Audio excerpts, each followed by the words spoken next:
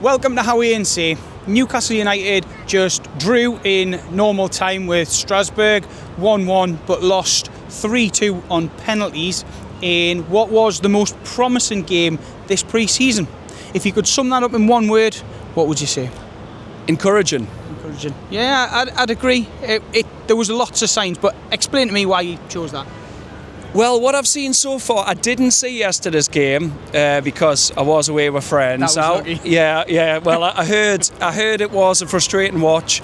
But look, you can probably caveat yesterday that we had some youngsters out, and it's an experienced Leverkusen team as well, top flight team.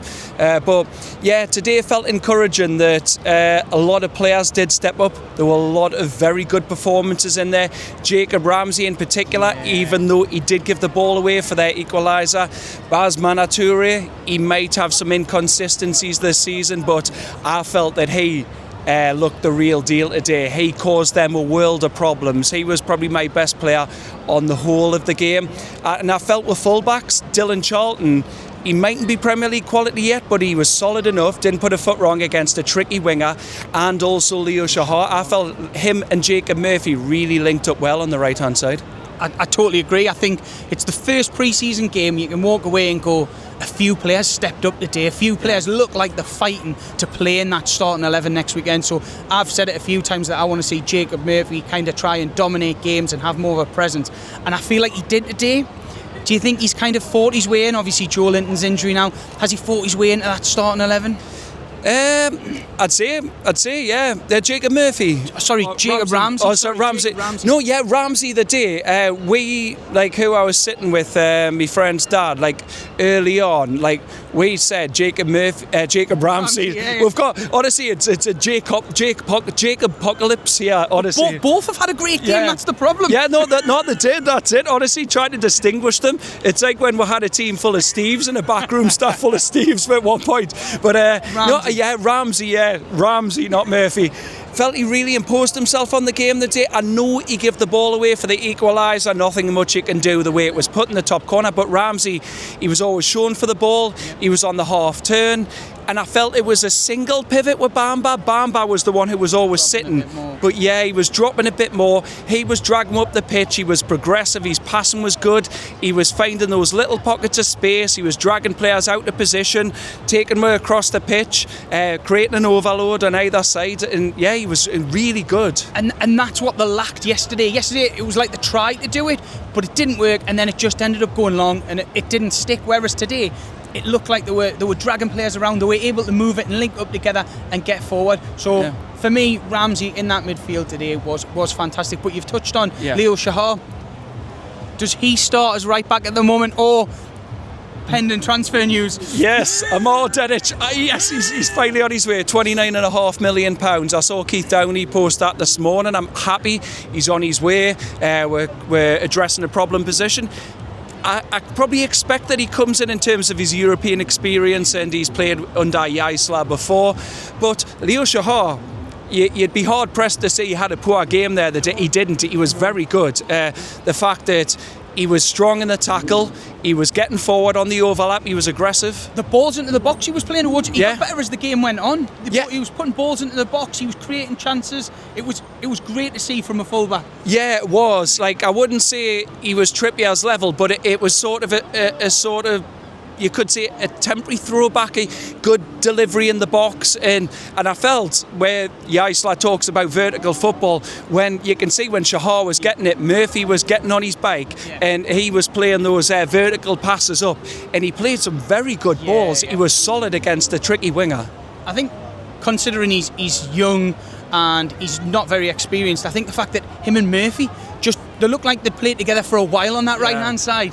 Yeah, because I heard yesterday that Alanga didn't really pull up any trees, and he struggled, even though I felt Alanga's had a decent pre-season. But it was very encouraging to see that link up on the right-hand side. So it shows you that even though I felt that right wing might be a weak position, that if Barnes can't get in on the left over an impressive Toure the day, then you've got Barnes who can go in on the right, but Jacob Murphy's made his case today. So today he wasn't trying to run and beat players, he was getting on the ball and he was just looking to cross it, and it worked. You know, there was chances, it looked exciting, and the chemistry between him and Shahar is probably going to give Jaissle a headache, which is, the first time that we can say something positive. Yeah, you would want that though. Yeah, absolutely. Like you're wanting positives, and it kind of took you back, like not to like go to the extremes, yeah, but Trippier and Miggy, like in that 22-3 season, they did the one like the same wavelength the day. There was a good telepathy between them.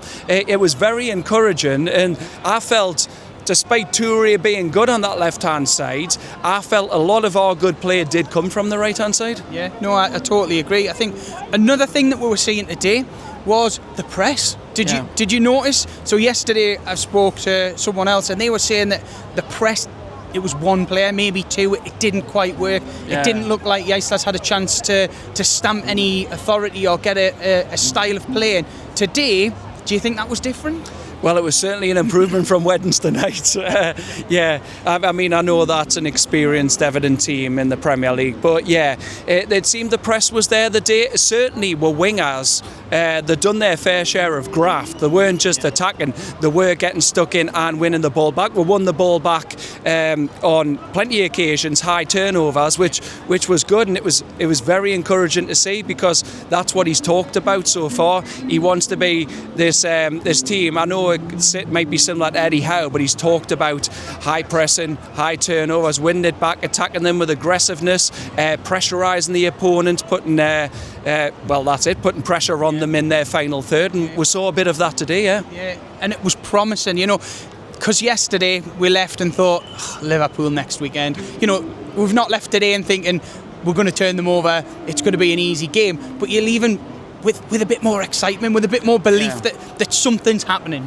Yeah, absolutely, because I know some people might look at today and say, well, we've lost on penalties, but we drew in normal time, and I know Strasbourg were arguably had more possession and territory. They made a raft of changes and then they scored the equaliser. But it was one doing. But look, it's a pre-season game. It's about experimenting. And yes, Liverpool will be difficult next week, but they have had a rough pre-season themselves and a new manager. And so, yeah, all hope's not lost. Of course, it's going to be a tough game, but there's lots to be encouraged by today. And with the Kevin Keegan tribute, Isak coming back, there'll be a bit of needle there, but both sets of fans with the club legend in Kevin Keegan. Newcastle United, this club runs on emotion, and it'll be emotional in there next week. So who's to say youngsters want to prove a point on the big stage against a big team? Who's to say we can't get anything? No, totally. It's exciting now. Again, it's exciting. I used that word exciting a few times before Jaissle's first game, and then it kind of tailed off, and it's back again. But he's got a headache. He's got some choices to make. Yes. You mentioned off camera before, goalkeeper situation.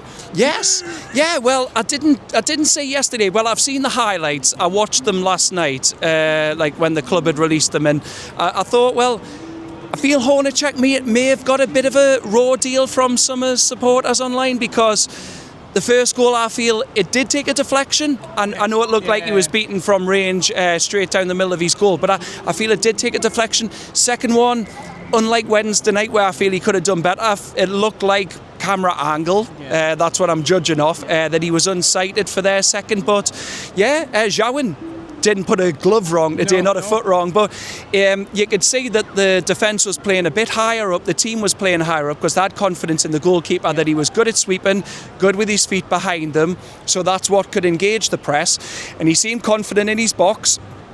Couple of decent saves, and he could do nothing with the equaliser. So yeah, it shows that we've probably got a couple of decent keepers there, which is exactly what we want. Keepers that are confident with the feet, but can also make some big saves when required. Absolutely. Another headache, centre halves. For me, that was the strongest centre half pairing we've seen this pre-season. Is that what you go with next week against Liverpool? Or does Chow get in? Does Botman get in? I might say, this is obviously not a disservice to Fabian Schär, because we'll know what he's given for over these past, it'll be 9 years come next year he's been here, but you could tell that he'd just come back from his slight injury niggle today. He looked a little bit off the pace, but he made a fantastic challenge in the box in the first half right in front of us when it looked like the winger had beat him, because their left winger, he was a tricky customer, the one with the blonde hair, I don't know his name, but Dan Burn, he got away with one in the corner over there, the left of goal where but Dan Burn, obviously he's never one who's good on the ball, but Dan Burn, he absolutely dominated everything. Couple of blocks he put in, he didn't even move, it's just he looked a beast. He looked like he's been hitting the gym in pre-season. He's come back, he looks like a monster. It's great to see, but the age of those two experienced players, do you feel like that passed on a calmness to the full-backs?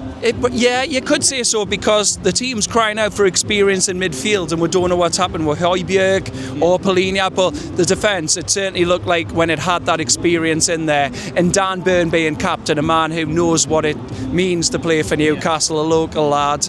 He epitomised being the captain today. He was strong in the air, chucking himself in front of everything. Fabian Schär too. So yeah, maybe next week it mightn't be Fabian Schär, because he's still got to probably build up a bit of fitness, but I'd say Malik Chow would probably come in, but it shows we're centre-back options, even though Burn and Shaw together at 68, the pension age, but yeah, it's all hope's not lost.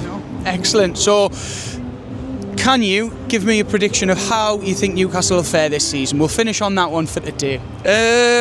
Well, look, I'll say this. The reason I'm going to give this position is, look, we finished 12th last season, but that was still with Gordon, Bruno and Tonali, and you take that out, you could think we could finish lower, but based on right now, I don't think like what the outside noise is that will go down, but it's going to be a season of struggle. It's not going to be linear. It's young players. If we brought these players in last summer when we had the experience here, they could have learned off them, but they're being brought in and they're being asked to take on this responsibility in their inaugural Premier League season. And there'll be bumps in the roads. They're going to learn. There's going to be inconsistencies in the game. You've got to give Jaissle time. Yeah. Even if he gets his new players in, his system will take a while. So I'd probably say I don't think we'll get Europe, but patience is a hard word to say in football, because not a lot of people have it. You want success, certainly how we've been in recent years, but I'd probably say 12th or 13th based on right now. The team will have some good moments, but there'll be times where it won't go right and we can't get on the backs. We've got to allow them they'll have some good games, but there'll also be some games where they're maybe completely anonymous. But if we get the leadership in, we could be higher. I know the club want to get Europe, but there's got to be the bigger picture here. With that squad, it would be optimistic. But a few transfers, a few players with experience, a bit of quality to strengthen the first 11. Yes, because there's been a high turnover in terms of transfers. We didn't want it all to happen this summer, but yeah, if we get the experience in, Dedic is a good signing, versatile, addresses with full-back problem until Livramento's back. Then midfield, if we get that defensive midfielder, I still feel we need a number 10. We've been talking about having that 10 to unlock teams for years. Now in a 4-2-3-1, we need it more than ever. I still feel Voltemada's he's still not looking robust enough, and like not someone you want to rely on all of the time, If you can kind of give him a bit of time and last 20 minutes of a game and let him play into some kind of form, then hopefully he can get back to that form that he started with last season. But you don't want him to be the starting number 10 at the moment. No, absolutely not. I'm desperate for him to succeed, but what I've seen so far, he just looks a bit lightweight. He's a bit off the pace. He's not anticipating when the balls are going into the box, and he takes too long to release it. Maybe he's just not cut out for the Premier League. Some players aren't. Look at Jon Dahl Tomasson back in the 90s when we signed him. Brilliant elsewhere for AC Milan and that, but can you really cut your losses unless he goes on loan, because we've spent 69 million on him? But yeah, we need a 10. We need a defensive midfielder. Maybe we don't need a right winger, but the jury may be out on that despite today. And I feel we do still need a striker, because Asula, despite his goal, wasn't in it until the goal. He was completely anonymous. Thank you very much. Thank you.